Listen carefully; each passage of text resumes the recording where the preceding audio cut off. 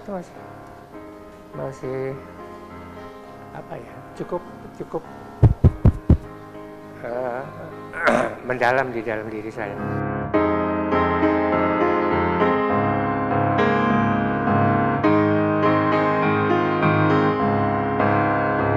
Dan pada saat itu saya hanya mendapat pemberitahuan dari perusahaan yang diberitahukan oleh Sekretariat Negara untuk menerbangkan dengan schedule. Waktu itu memang beliau mengunjungi Indonesia dari tanggal 8 sampai 12 kan, untuk beberapa tujuan. Oktober 1989, untuk tujuan Medan, kemudian Jogja, Maumere, nginep 1 malam, kemudian langsung ke Delhi kalau nggak salah. Dari Halim Perdana Kusuma. Ya, semuanya kedatangan pada saat itu dari pesawat khusus dari Roma ke Halim juga, beliau turunnya di Halim Perdana Kusuma.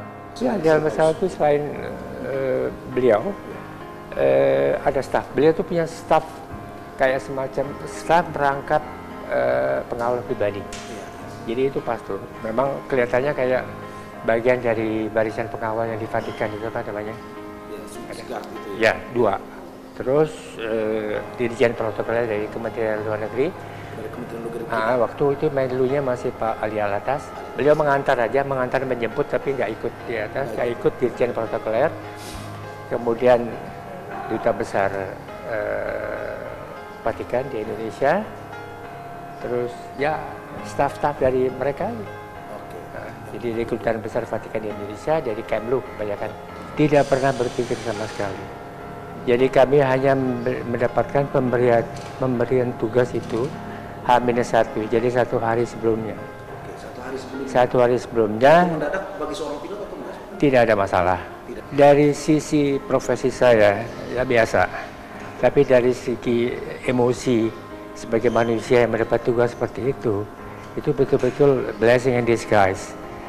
Karena sama sekali saya tidak menyangka bahwa saya diberi kesempatan untuk menerbangkan pemimpin umat yang saya yakini dalam kunjungannya ke Indonesia.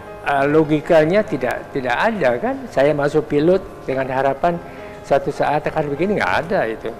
Itu satu anomali logika yang Tidak masuk. Di luar bayangan logika normal, nggak ada sama sekali. Saya bertugas karena passion saya waktu itu memang ingin menjadi pilot. Karena saya berhasil menamatkan pendidikan penerbang di Indonesia, kemudian lanjut ke Jepang. Nah, setelah itu saya masuk bertugas, ya udah sebagai pilot yang reguler, artinya tidak ada suatu harapan apapun suatu saat saya akan dapat melaksanakan misi-misi seperti ini. Dan kebetulan di tempat saya bekerja, sebelum kami mendapat tugas untuk melayani tamu-tamu negara seperti Yohanes Paulus II ini, kami sudah biasa melayani RI1 dan RI2 sejak zamannya Pak Harto, kemudian Habibie, kemudian Gus Dur, Ibu Megawati, terakhir saya Pak Susilo Bambang Yudhoyono periode pertama, kejadian tsunami Aceh yang pertama. Itu kalau boleh saya katakan, karena kami kan untuk tipe pesawat yang saya terbangkan ini, waktu membawa misi VIP kunjungan beliau ini hanya 5 kapten. 5 kapten. Dari 5 ini ya tinggal diambil 1 untuk tugas-tugas menerbangkan misi seperti ini, dan itu polisi perusahaan bisa memilih si A, si B, si C ya. Perusahaan juga memberikan alasan waktu itu kenapa? Tidak, teknis tidak. Tapi apakah sebenarnya itu bisa menolak atau harus menerima tugas ini? Kalau kita mendapatkan tugas, tidak ada alasan yang bisa diterima untuk menolak.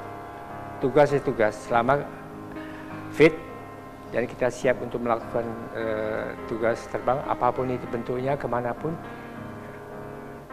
tidak ada alasan yang bisa di-justify untuk menolak.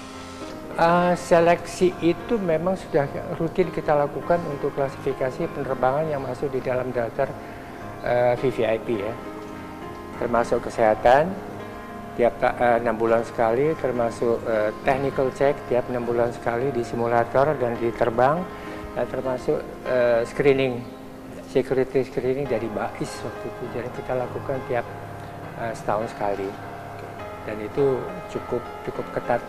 Apa aja misalkan screening untuk penerbangan VVIP? Screening dalam arti kata, kalau dulu istilahnya surat tanda bersih diri, apa namanya itu, yang bersih dari pengaruh-pengaruh yang di luar nasionalisme dari Indonesia. BAIS Tidak termasuk dalam paham radikalisme dan segala macam. Enggak, Maksudnya ya. enggak. Anda terkait enggak? Orang tua Anda siapa? Anak Anda siapa? Istri Anda siapa? Saudara sibling Anda siapa? Diurut kemana-mana. Anda pernah ikut ormas ini, Anda pun gitu aja. Tapi cukup ketat. Pada saat itu emosi saya hanya dengan kejadian yang di luar ekspektasi saya sebagai orang yang beragama.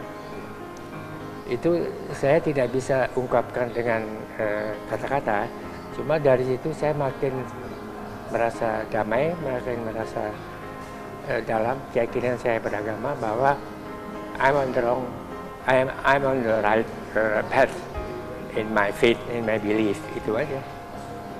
Jadi ya dengan cara seperti itu, meskipun saya hanya sebagai perantara yang di atas untuk membawa beliau dalam misi penerbangan ke Medan, ke Jogja, ya itu hanya realita di dalam tugas saya sehari-hari. Tapi lebih dalam lagi pengertiannya, itu semua diserahkan melewati tangan saya dan kru saya, otomatis bukan saya sendiri, untuk membawa misi ini dengan selamat sampai tujuan.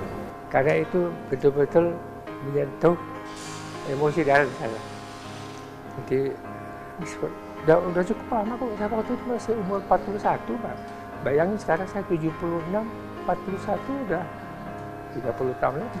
Tapi itu kenangan itu masih apa ya, cukup mendalam di dalam diri saya. Itu aja. Dalam arti kata memberikan semacam memberikan semacam pesan bagaimana saya harus menjalani kehidupan saya itu, kehidupan dalam realita ini sesuai dengan keyakinan saya. Ini loh.